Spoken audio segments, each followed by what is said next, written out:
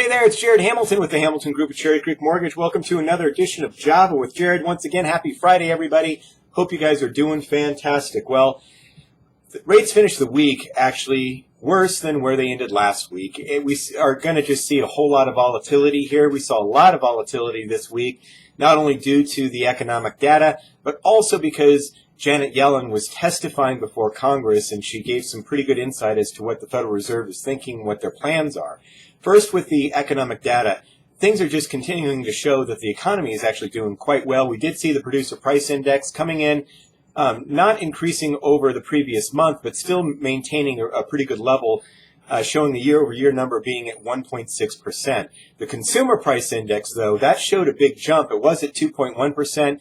Now the consumer price index is at 2.5%. Remember that the Federal Reserve's target rate of inflation is 2%. Now, CPI isn't their favorite gauge of that, but it's definitely showing here that we're pretty much reaching the Federal Reserve's kind of target for inflation going forward. Philadelphia Fed index was the best index since the 80s. So that showed a big increase. The Dow Jones Industrial Average also this week set multiple all-time highs throughout the week. So stocks are doing great. The economy looks like it's doing well. And the job market is showing signs of maybe being close to potentially full employment, even though it may not be the best paying jobs out there. But, you know, the jobs numbers are good as far as the Federal Reserve, what they would want to see. And we're seeing some inflation in the market. Now, the Federal Reserve chairperson, Janet Yellen, testified before Congress for 2 days.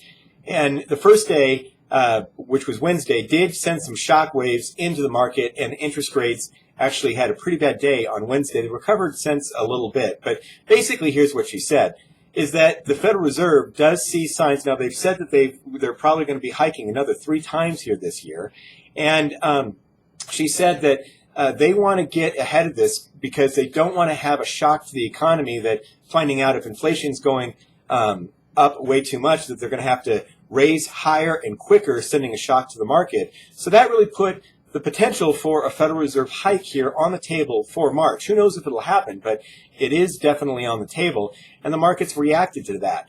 The other thing just to think about is that the Federal Reserve does like to hike interest rates only when there's a press conference afterwards. There's only 4 more meetings this year with press conferences afterwards. March is one of them. So if they're going to hike 3 times this year, if we were to take her at her word, then March would be a pretty good time to do it. Who knows, again, if that's going to happen, but there's just going to be a lot of talk about continued Federal Reserve hikes. The other thing that really is should be even more on the radar screen in terms of the effect of interest rates is when the Federal Reserve will stop reinvesting some of the payoff of all the mortgage-backed securities that they bought.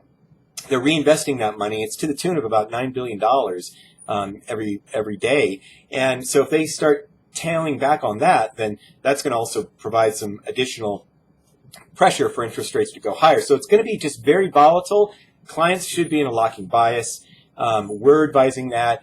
Rates are still phenomenally low. And so you just might as well lock them because the trend is towards the upward side.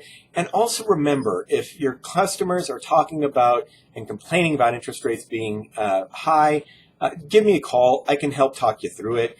And just kind of reminding them of how low they really are and strategies that they could use in the future. I mean, rates will probably continue to rise here over the next 12 months or 18 months, but these things go in cycles, and eventually we're going to, hit a bump in the road and end up with recession. That's why the Federal Reserve wants to put more of these bullets back in the gun so they can make more accommodative stances when they need to do that, and then they'll have a refinance opportunity later on down the road. Just as if anyone's owned a home for the last 10 years, they know they've refinanced multiple times. So just because you have a great rate of 4.5%. It's not there yet, but let's just say that was the number.